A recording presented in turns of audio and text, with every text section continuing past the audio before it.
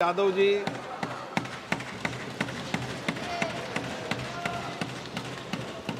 अध्यक्ष महोदय मैं आपका धन्यवाद देना चाहता हूं कि इस महत्वपूर्ण विषय पे मुझे बोलने का मौका दे रहे हैं। मैं अपने साथी माननीय सदस्य गौरव गोगोई जी के से सहमत हूं। बहुत सारे महत्वपूर्ण उन्होंने बिंदु उठाए और अध्यक्ष महोदय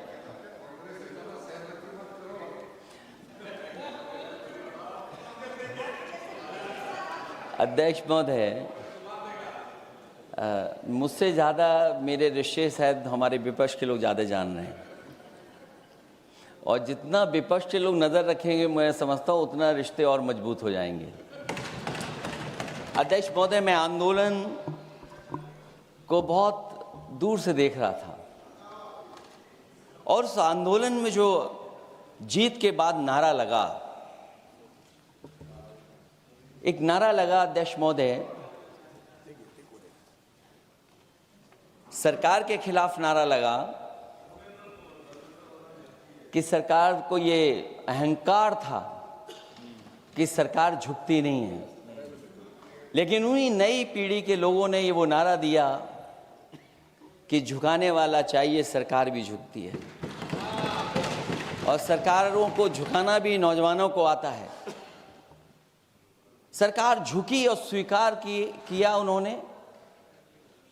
जो करोड़ों नौजवान जो मांग कर रहे थे कि सबसे पहले जो मंत्री जी हैं वो इस्तीफा दें, और बिंदु दूसरे अलग हैं जो हम लोगों को जानकारी में मिल रहा है। अध्यक्ष महोदय सरकार हर विषय पे स्वीकार किया है, लेकिन पता नहीं अध्यक्ष महोदय ये बात समझ में नहीं आ रही है कि सदन में उन आश्वासनों को क्यों नहीं रख रही है सरकार जो सहमति बनी है। और उसके बाद अध्यक्ष महोदय हम लोगों ने देखा कि जब मंत्री जी लौटे हैं, मंत्री नहीं रहे, उसके बाद सदन के बाहर उनका स्वागत किया गया।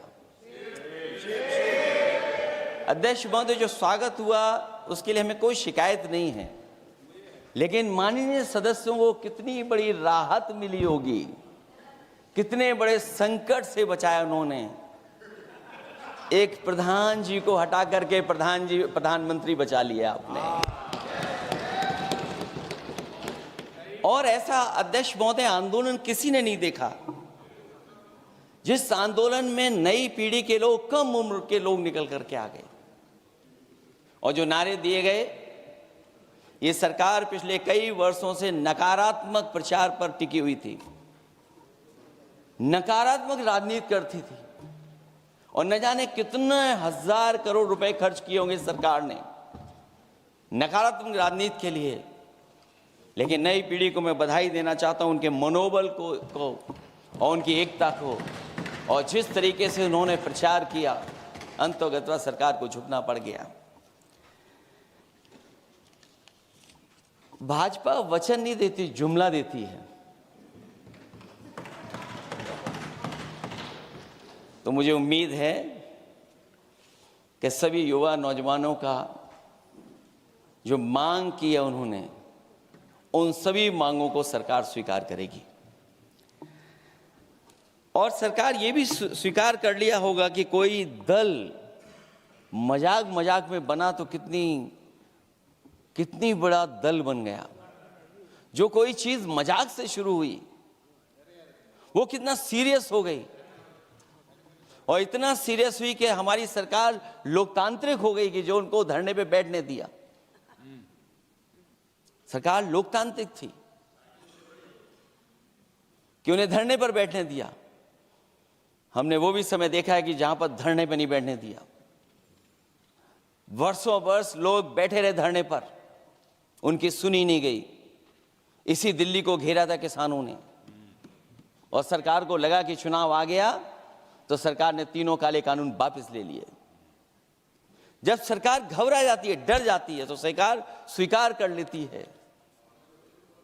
इसीलिए वो नारा मुझे अक्सर याद आता है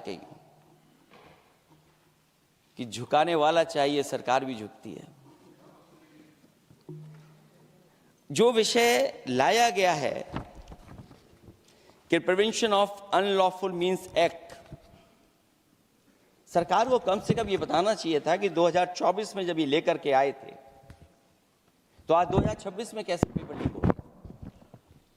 और केवल गिनती के 1-2 पेपर लीक नहीं हुए हैं, ये ऐसा आंदोलन रहा जिसमें माँ बाप और नई पीढ़ी के लोग सब जुड़ गए। अगर हम ये माने कि 20 लाख बच्चों ने परीक्षा लिखी थी और उनके घर परिवार के सदस्यों को हम इसमें जोड़ दें, दादा दादी, माँ बाप और परिवार का कोई सदस्य, तो 5 लोग प्रभावित थे। और 5 गुणा 20, 1 करोड़ लोग नाराज हुए सरकार से। और अक्सर हम पॉलिटिकल लोग हैं, हम लोग जानते हैं जब कभी आंदोलन करते हैं तो कितनी तैयारी करानी पड़ती है, गाड़ियों का इंतजाम, खाने का इंतजाम और इंतजाम। लेकिन ये पहला आंदोलन देखा कि जिसमें माँ बाप भी जुड़ गए और कहा कि जाओ बच्चों आंदोलन करो, हम आपके साथ हैं। ये पहला आंदोलन ऐसा देखने को मिला है। और केवल दिल्ली में नहीं हुआ ये, केवल दिल्ली में नहीं हुआ ये। अगर ये बात गलत है, अगर ये बात अध्यक्ष महोदय गलत लग रही है तो देश के होम मिनिस्टर साहब को ले आइए, वो सब एक्सप्लेन कर देंगे।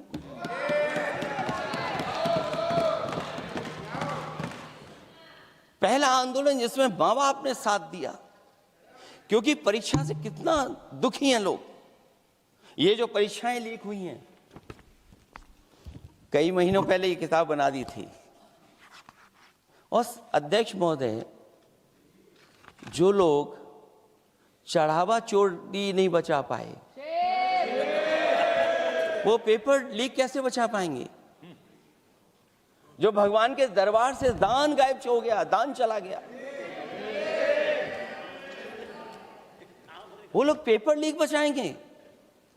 किस कानून को, जो कानून पहले बनाया उसी कानून का संशोधन करके लेकर आए? किसकी आंखों में आप धूल झोंक रहे हैं? और अगर कानून से बच रहा होता तो भाजपा की 10 साल की सरकार में 20 परीक्षाएं कैसे लीक हो गई? 20 परीक्षाएं लीक हुई अध्यक्ष महोदय, जिसमें कोर्ट तक जाना पड़ा, उसके बाद परीक्षा रद्द हुई है। दरोगा भर्ती का पेपर लीक हो गया, जूनियर इंजीनियरिंग के भर्ती का पेपर लीक हो गया, ग्राम विकास पंचायत अधिकारी का पर्चा लीक हो गया, नलकूप चालक भर्ती का, यूपी टीईटी का परीक्षा लीक हुआ। और एक बार नहीं हुआ, 3 बार पेपर लीक हुआ यूपी टेट का। हाई स्कूल बोर्ड का परीक्षा लीक कर दिया, इंटरमीडिएट की बोर्ड की परीक्षा लीक हुई, इंटरमीडिएट का फिर परीक्षा का लीक हुआ, कई बार हुई। सिपाही भर्ती लीक हुई। आप सोचिए कितनी परीक्षाएं लीक हुई हैं। और नीट परीक्षा कोई पहली बार लीक नहीं हुई, दोबारा लीक हो गई, कानून बनने के बाद लीक हुई। सहायक प्रोफेसर भर्ती लीक है, लेखपाल भर्ती लीक हुई। यूपी जैसे स्टेट, जो सबसे बड़ा स्टेट है, जहां से प्रधानमंत्री चुन करके आते हो, वहां तक पेपर लीक हो जा रहा है। और जो संस्था परीक्षा एग्जामिनेशन करा रही है, वो एनटीए में भी आउटसोर्स कर दिया आपने। हम विपक्ष के लोगों को तो डर ये लगता है अध्यक्ष महोदय, कहीं ऐसा ना हो कि ये पूरी सरकार को आउटसोर्स कर दें। आउटसोर्स सरकार है, जो सबसे विश्वसनीय संस्था है, उसमें आउटसोर्स पे आपने कर्मचारियों को रखा हुआ है। किस बात की जवाबदेही है? यही अकाउंटेबिलिटी है आपकी? कहीं अकाउंटेबिलिटी ये तो नहीं है, आप अकाउंटेबिलिटी को ये कहीं समझ बैठे हों कि अकाउंट को भर दे वो एबिलिटी वाला ही हमें चाहिए। कहीं वो अकाउंटेबिलिटी तो नहीं है। आप बताइए, एनटीए को आउटसोर्स किया हुआ है आपने। जिस संस्था की जिम्मेदारी है महत्वपूर्ण परीक्षा कराने की, उसमें सब आउटसोर्स। और ये सच कहा कि कांग्रेस पार्टी के हमारे सदस्य ने मांग की है कि वो हम लोगों को पता होना चाहिए आखिरकार कौन लोग थे जो आउटसोर्स होकर के बैठ करके परीक्षा में इस तरह की घोटाला कर रहे थे। आखिरकार जवाबदेही क्या है, किसकी थी? और फिर केवल नीट की परीक्षा की बात करें और परीक्षाओं की बात करें, अगर हम अध्यक्ष महोदय, जब से सरकार बनी है तब से सरकार की कोशिश रही है कि शिक्षा, परीक्षा और यूनिवर्सिटी का ताना बाना पूरा ध्वस्त हो जाए, उसको एक रंगी बना दें हम, उसमें अंडरग्राउंड अनरजिस्टर्ड लोग शामिल हो जाएं। ये पिछले जब से भारतीय जनता पार्टी की सरकार आई है तब से हो रहा है। और फिर शुरुआत कहां से होती है? क्योंकि आप नहीं चाहते कि देश के गरीब लोग पढ़ें लिखें आगे बढ़ें। सरकार ने सबसे पहले हमला किया प्राइमरी स्कूल पर, और प्राइमरी स्कूल कितने बंद किए हैं आपने? जहां से बच्चे की शिक्षा की यात्रा शुरू होती है। एक गरीब परिवार का बेटा बच्चे कहां से पढ़ करके निकलते हैं? सबसे पहले प्राथमिक शिक्षा सरकारी स्कूलों से पढ़ करके निकलते हैं। हमारे बहुत सारे माननीय सदस्य होंगे, वो उन्हीं प्राथमिक विद्यालयों से पढ़ करके आज इस सदन तक पहुंचे होंगे। आपने सबसे पहले स्कूलों पे हमला किया, और प्राइमरी से लेकर के नौकरी तक पे आपने हमला किया है। युवाओं के भविष्य पर आपने चोट पहुंचाने का काम किया है। और जो प्राइमरी स्कूल जो आपने बंद किए हैं, वो इसीलिए बंद किए हैं आपने कि पिछड़े, दलित और गरीब के वर्ग के परिवारों के बच्चे पढ़ लिख न जाएं। क्योंकि आज भी अगर हम देखते हैं प्राइमरी स्कूल में कौन पढ़ने जा रहा है? सबसे समाज के गरीब परिवार के बच्चे पढ़ करने जा रहे हैं। सबसे पहला हमला आपने वही किया, और इसीलिए किया क्योंकि नींव पर ही अगर हमला होगा तो ये आगे नहीं बढ़ पाएंगे। जो आंकड़े सरकार के बताए गए हैं, 1 लाख से ज्यादा सरकारी प्राइमरी स्कूल बंद कर दिए सरकार ने। और अगर ये बात गलत है तो हमें उम्मीद है सरकार इस पर भी जवाब देगी। और अगर हम आंकड़े निकालें तो जो आंकड़े दिखाई दे रहे हैं, यूपी में सबसे ज्यादा प्राइमरी स्कूल बंद हुए हैं। और ये सरकार के आंकड़े हैं कि 7 लाख से ऊपर विद्यालय थे जो अब 6 लाख रह गए हैं। और यूपी में तो सबसे ज्यादा बंद हुए हैं। उत्तर प्रदेश में 26,386 सरकारी प्राइमरी स्कूल बंद कर दिए सरकार ने।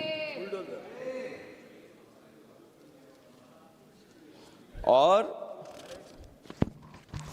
केवल प्राइमरी स्कूल बंद नहीं किए हैं, नौकरी पे भी हमला किया है। 69,000 शिक्षक भर्ती को लेकर के बड़े पैमाने पर घोटाला किया गया। और घोटाला इतना बड़ा है कि वो सभी कोर्टों में गए हैं और पिछले कई वर्षों से आंदोलन कर रहे हैं। कोई स्थान नहीं बचा अध्यक्ष महोदय जहां पर वो शिक्षक भर्ती के लोग न गए हों। मंत्रियों के यहाँ गए हैं, आंदोलन किया है, हाई कोर्ट गए हैं, सुप्रीम कोर्ट गए हैं। लेकिन देखिए सरकार भी कमाल की है कि सरकार उनको नौकरी नहीं देना चाहती। और इसलिए नौकरी नहीं देना चाहती है क्योंकि उन्होंने भर्ती गलत की है। और भर्ती में जिन लोगों का अधिकार छीना है वो सबसे ज़्यादा पिछड़े और दलित परिवार के बेटे, जिनका अधिकार इस सरकार ने छीना है। और ये अगर बात नहीं ठीक है तो हमें उम्मीद है कि सरकार इसका भी जवाब देगी। माध्यमिक स्कूलों को भी बंद किया जा रहा है और बड़े पैमाने पे स्कूल बंद हुए हैं। और जो बोर्ड की परीक्षाएं लीक हुई हैं, पूरे देश में बड़े पैमाने पर बोर्ड परीक्षाओं के पेपर लीक किए गए हैं। अध्यक्ष महोदय, हम जानना चाहते हैं कि आखिरकार 10वीं और 12वीं के पेपर लीक क्यों हो रहे हैं? 10वीं और 12वीं के पेपर लीक क्यों हो रहे हैं? इसके लिए अगर कोई सरकार के पास जवाब हो तो बताएं।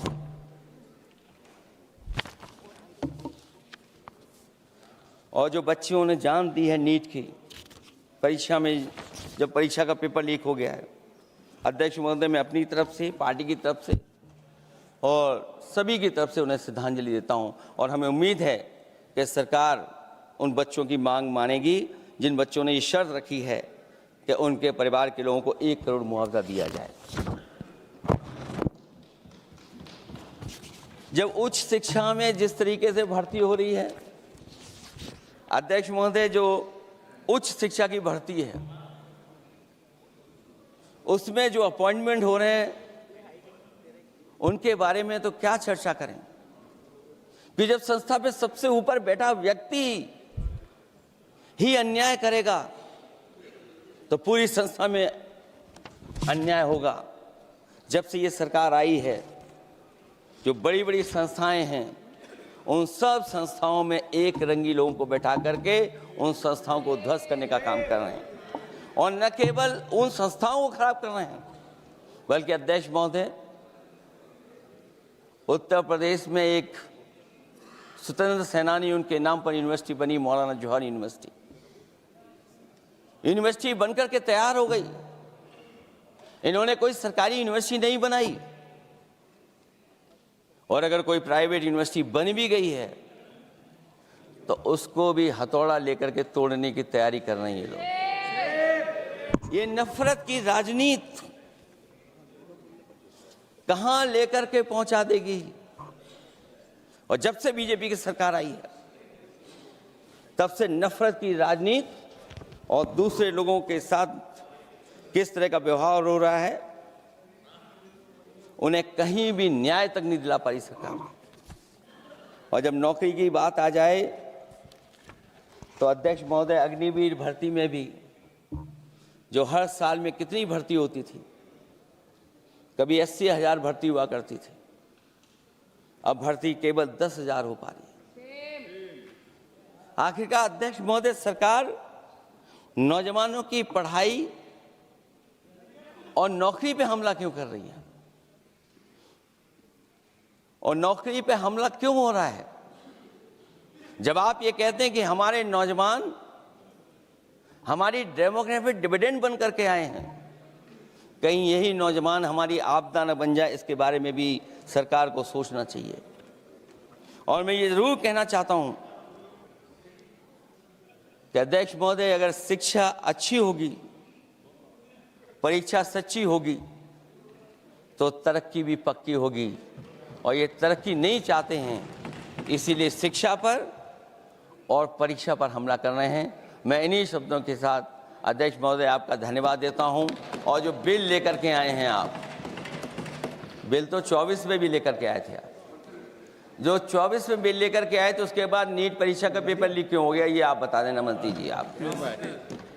आपको एक कानून बनाने के बाद दूसरा कानून बनाना पड़ रहा है, ये क्या वजह है?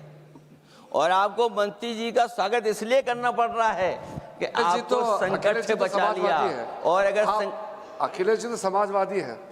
मैं पूछना चाहता हूं कि छात्रों का आंदोलन के बाद सरकार उनका बात सुन के पार्लियामेंट में बिल लेके आता है, ये अच्छा है, या जो आंदोलन होता है तो उसको कुचलने के लिए देश में इमरजेंसी लगा देता है, वो अच्छा? आप बता दीजिए।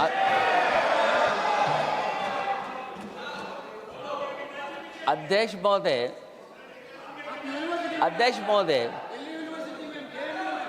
महोदय, मैं इमरजेंसी को तो नहीं देखा हूं, लेकिन इमरजेंसी में क्या क्या हुआ है वो अभी दिल्ली की राजधानी में भी देखने को मिल गया है। आंसू के गैस के गोले और लकड़ी में लगा हुआ कुछ कील का और कांटे की चीजें, उस समय करंट नहीं लगाया जाता था, इस बार करंट लगाया गया। तो ये इमरजेंसी के बराबर ही हुआ है हमला, कम नहीं है। इमरजेंसी से कम अन्याय नहीं कर रहे हैं आप लोग। और याद करिए अध्यक्ष महोदय, अगर इमरजेंसी इन्हें याद आ गई है, अगर इमरजेंसी अध्यक्ष महोदय इन्हें याद आ गई है तो इमरजेंसी के बाद भी परिवर्तन हुआ था, और हमें भरोसा है कि इसके बाद भी परिवर्तन होगा। और अध्यक्ष महोदय, मैं आखिरी में कहना चाहता हूं,